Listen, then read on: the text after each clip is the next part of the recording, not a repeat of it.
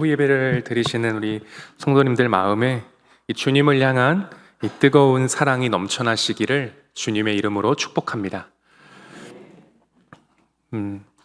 가치 없고 쓸모없는 일에 시간을 쓰고 물질을 쏟고 힘을 투자하는 것을 우리는 허비했다, 낭비했다라고 표현합니다. 한 음식점에 가서도 평이 좋아 갔더니 실제로 먹어보니 맛이 좋지 않고 서비스가 불친절하고 내 마음에 합하지 않으면 우리는 나와서 돈을 허비했다, 시간을 낭비했다 라고 말합니다. 그런데 교회 안에서도 허비하고 낭비하는 그런 평을 들을 때가 있습니다. 나는 예수님께 최선을 다했는데 누군가는 그런 나를 보고 왜 허비하느냐고, 왜 그렇게 낭비하냐고 평가할 때가 있습니다. 나는 예수님을 위해 충성하고 헌신했는데도 누군가는 그러한 나를 보고 그 행동과 마음이 허비라고 평가할 때도 있습니다. 오늘 읽은 본문은 이러한 내용을 담고 있는 본문입니다. 여인은 예수님께 최선을 다했고 충성을 다했고 헌신했습니다. 그러나 그 모습을 지켜보는 제자들은 예수님과는 완전히 다른 시선으로 여인을 책망하지요. 예수님은 그 여인을 향해 최고의 칭찬을 해주시고 예수님의 사역 기간 동안에 몇 안 되는 칭찬이 적혀 있는 구절임에도 불구하고 우리는 제자들의 책망으로 인해 이 기쁜 구절을 그렇게 긍정적인 본문으로 기억하지 않습니다. 그러나 오늘 이 본문이 어떠한 예수님의 칭찬과 내용과 또 여인의 마음이 담겨 있는지를 크게 세 가지로 좀 살펴보도록 하겠습니다. 첫 번째로, 예수님을 사랑하는 사람은 예수님께 드리는 것을 아까워하지 않습니다. 6절과 7절을 우리 한 목소리로 함께 읽겠습니다. 6절과 7절입니다. 시작. 예수께서 베다니 나병 환자 시몬의 집에 계실 때에 한 여자가 매우 귀한 향유 한 옥합을 가지고 나와서 식사하시는 예수의 머리에 부으니. 예수님이 지금 나병, 그러니까 한센병에 걸린 이 시몬의 집에 가셨습니다. 그런데 7절에서 갑자기 이름 모를 한 여인이 등장합니다. 이 마태복음과 마가복음에는 이름 대신에 그냥 한 여자라고만 기록했지만 요한복음 12장 3절에 보면 이 여인을 마리아라고 기록했습니다. 예수님이 살려주신 나사로의 누이 마르다, 그리고 마르다의 동생 마리아입니다. 마리아는 예수님이 시몬 집에 계시다는 소식을 듣고서 곧장 자기 집으로 뛰어가 매우 비싼, 매우 귀한 향유 한 옥합을 챙겼습니다. 마가복음에 보면 매우 값진 향유, 그리고 다른 표현이 기록되어 있는데요, 순전한 나드 한 옥합이라고 적었습니다. 그리고 요한복음에는 지극히 비싼 향유 곧 순전한 나드 한 근이라고 기록했습니다. 이 나드라는 것은 히말라야 산맥에서 자라는 식물이라고 합니다. 길게는 1m까지도 자라는 식물이라고 하는데요. 그런데 이 나드가 굉장히 비쌌던 이유는 채집하는 과정이 어려웠기 때문에 그렇습니다. 같은 히말라야 산맥에서 자라는 식물이라도 이 나드는 고도 3,000m에서 5,000m 사이에서만 자란다고 합니다. 그렇기 때문에 채집하는 과정이 쉽지가 않았고 추출하는 과정이 어려웠기 때문에 이 나드로 만든 향유는 상당히 비쌌다고 합니다. 마가복음과 요한복음에 보면 이 향유 옥합의 금액을 300데나리온 이상이라고 기록했습니다. 어마어마한 금액인데요, 한 데나리온은 일용직 근로자가 하루를 꼬박 벌어야 벌 수 있는 돈이었습니다. 그러니까 300데나리온은 안식일을 빼고 여러 절기들을 빼고 공휴일을 빼고 내가 매일 나갈 때마다 나를 뽑아준다는 조건 하에 내가 1년을 꼬박 일해야 벌까 말까 한 돈이었습니다. 마리아가 어떻게 이 성인 남성도 모으기 어려운 향유옥합을 가지고 있었는지는 알 수 없지만 마리아는 이 향유옥합을 챙겨 예수님께로 갔습니다. 그리고 예수님께 살며시 다가가 옥합을 깨트리고 예수님 머리에 향유를 붓기 시작했습니다. 지금 마리아는 향유를 부었다고 성경은 기록했습니다. 그냥 손바닥에 한 방울, 두 방울 적정량을 덜어 예수님 머리에 바른 것이 아니라 그냥 옥합을 깨트리고 그 향유를 콸콸 예수님 머리에 부었다고 말합니다. 이게 예수님을 사랑하는 사람의 모습입니다. 예수님을 사랑하는 사람은 예수님께 드리는 것을 아까워하지 않습니다. 왜냐하면 예수님보다 귀한 것이 없기 때문에 그렇습니다. 저는 이 본문을 읽을 때마다 떠오르는 친구가 한 명 있습니다. 청년 시절 함께 신앙생활했던 친구입니다. 우리가 20살이 되던 해에 친구의 아버지는 뇌졸중으로 쓰러지셨습니다. 친구는 당장에 학교를 휴학했고 고향으로 내려와 엄마, 누나와 함께 아버지를 간병해야만 했습니다. 그리고 남는 시간에는 아르바이트를 했습니다. 그렇게 힘겨운 한 달이 지나고 드디어 첫 월급을 받았습니다. 그런데 친구는 이 월급에서 10원 하나 빼지 않고 모두 헌금했습니다. 당시 저로서는 이 친구의 행동이 도무지 이해되지 않았습니다. 왜냐하면 그 월급은 다음 월급을 받기까지 이 친구에게는 절실히 필요한 금액이었습니다. 그래서 저는 친구에게 왜 월급을 너를 위해 쓰지 헌금하냐고 물었습니다.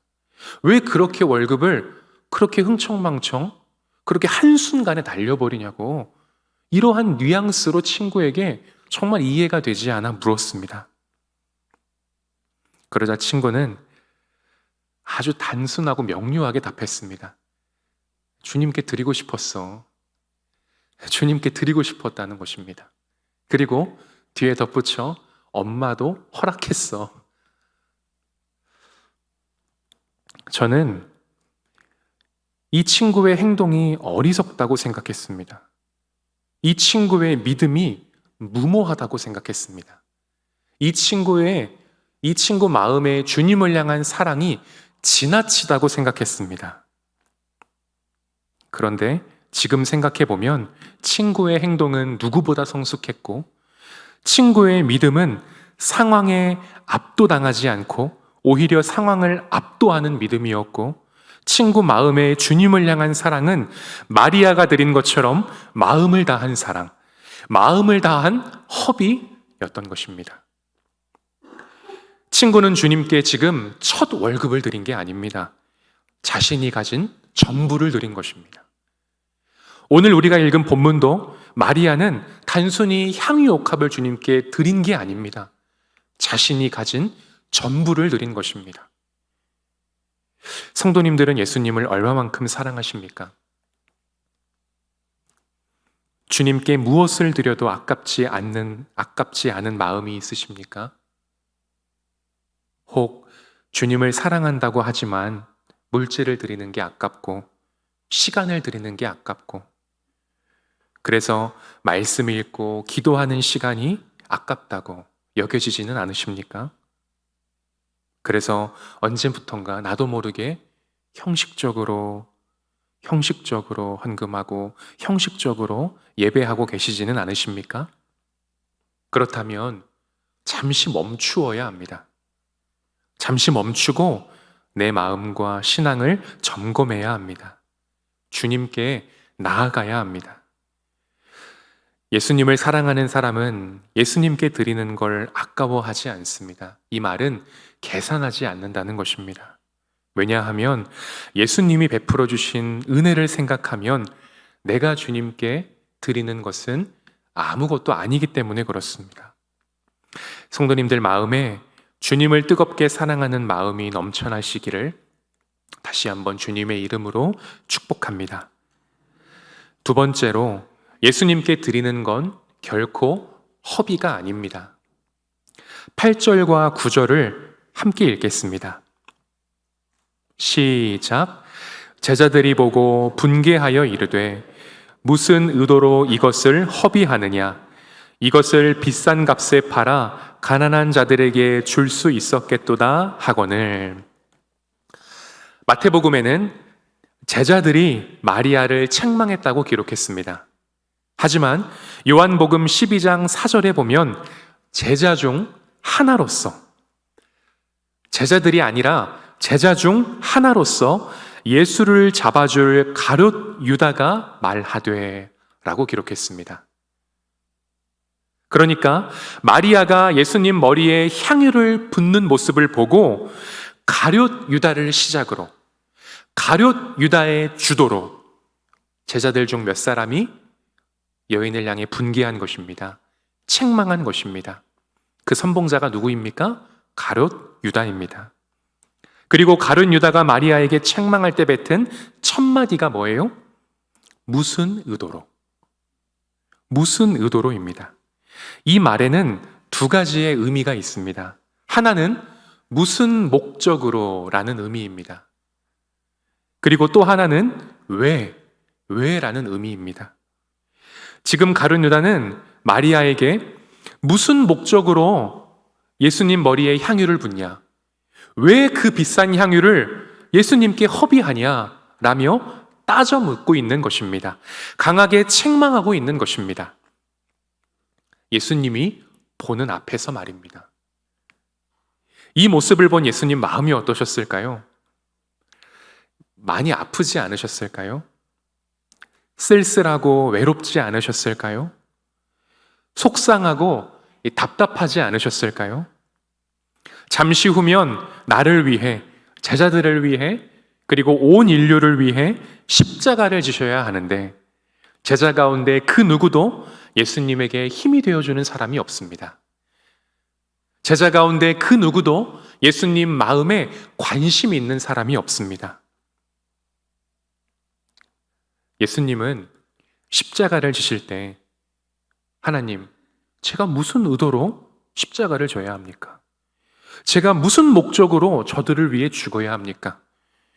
왜 내가 그 일을 해야 합니까? 라며 따져 물으신 기록이 없습니다. 그런데 지금 제자들은 내가 무슨 의도로, 내가 무슨 목적으로, 내가 왜 그걸 주님께 드리냐? 라며 따져 묻고 있는 것입니다. 고린도후서 9장 10절에 보면 심는 자에게 씨와 먹을 양식을 주시는 이가 너희 심을 것을 주사 풍성하게 하시고 너희 의의 열매를 더하게 하시리니 라고 말합니다. 또 말라기 3장 10절에 보면 만군의 여호와가 이르노라 너희의 온전한 11조를 창고에 들여 나의 집에 양식이 있게 하고 그곳으로 나를 시험하여 내가 하늘 문을 열고 너희에게 복을 쌓을 곳이 없도록 붙지 아니하나 보라 라고 말합니다. 예수님은 떡 5개와 물고기 2마리로도 5,000명을 넉넉히 배부르게 하실 수 있는 능력의 하나님이십니다.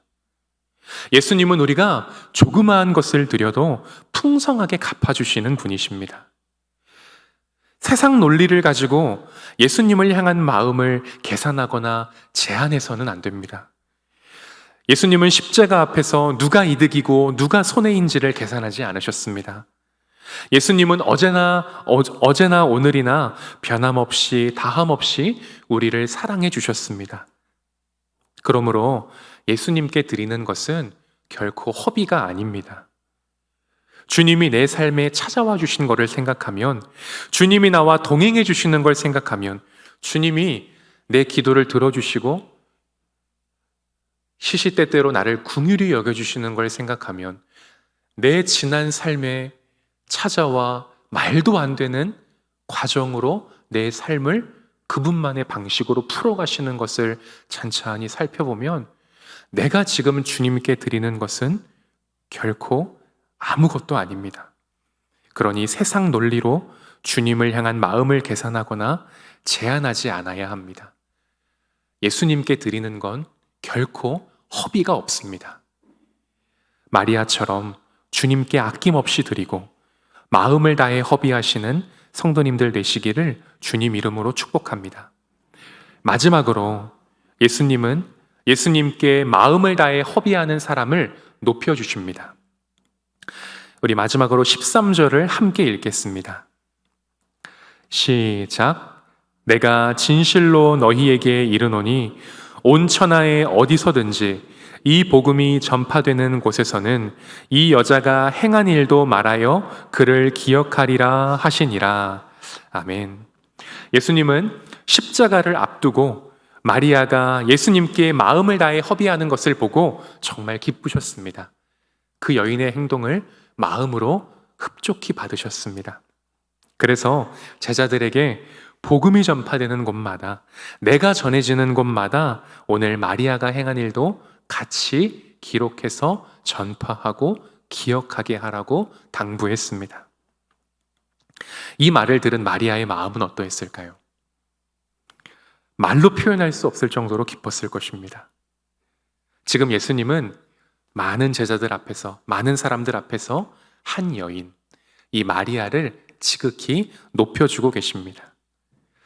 그리고 예수님 말씀대로 마리아가 행한 일은 성경에 기록되었고 수많은 사람이 읽었고 그리고 오늘 우리도 읽고 나누고 있습니다. 그를 기억하고 있는 것이지요.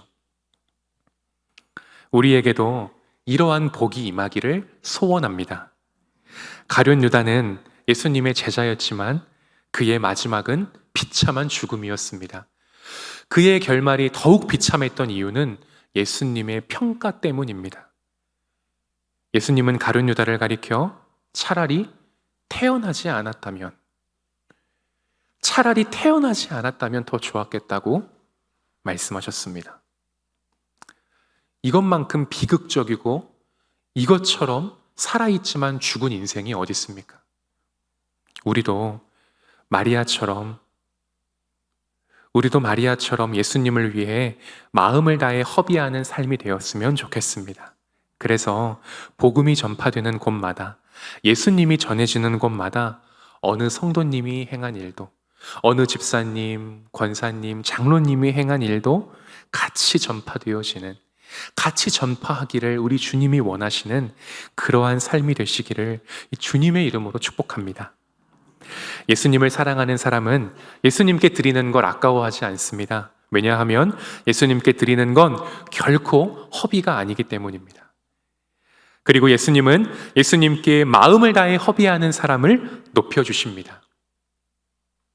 설교를 맺으면서 이 고난주간 특별 새벽 기도회 때 청년분들이 부른 그 찬양이 기억에 많이 남았습니다. 그때도 은혜를 많이 받았지만 다시 한번 들으면서 참 큰 은혜를 받았습니다.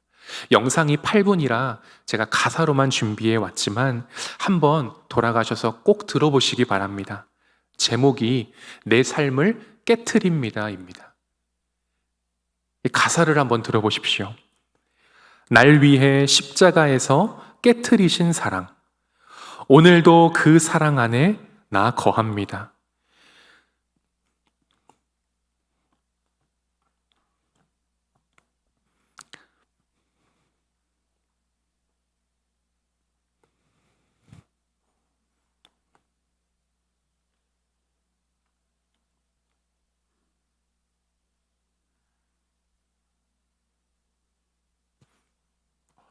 죄송합니다.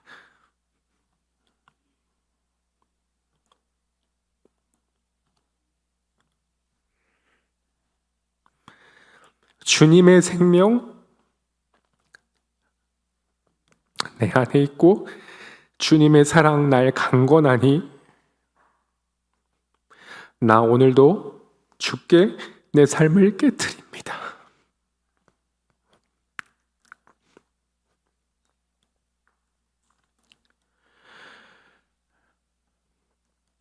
제가 맨 뒤에 부분만 읽겠습니다. 내 눈을 열어 주소서. 주의 참된 가치 보도록. 내 앞에 계신 주님과 비할 것은 없습니다. 내 손에 남은 것 없이 아낌없이 다 드립니다. 주님 한 분만을 위하여 한 방울도 남김없이. 여러분, 우리에게 지금 필요한 건 예수님을 향한 뜨거운 사랑입니다. 그 사랑이 나를 살게 하기 때문입니다. 내가 아무리 좋은 직장을 가지고 좋은 집에 살고 자녀들이 잘 되는 참 많은 복을 받았다 할지라도 주님을 향한 사랑이 지금 내 안에 없으면 아무것도 아닙니다. 왜냐하면 내가 오늘도 살아있는 이유는 주님이 나를 위해 죽어주셨기 때문이고 주님이 나를 한없이 사랑하시기 때문입니다.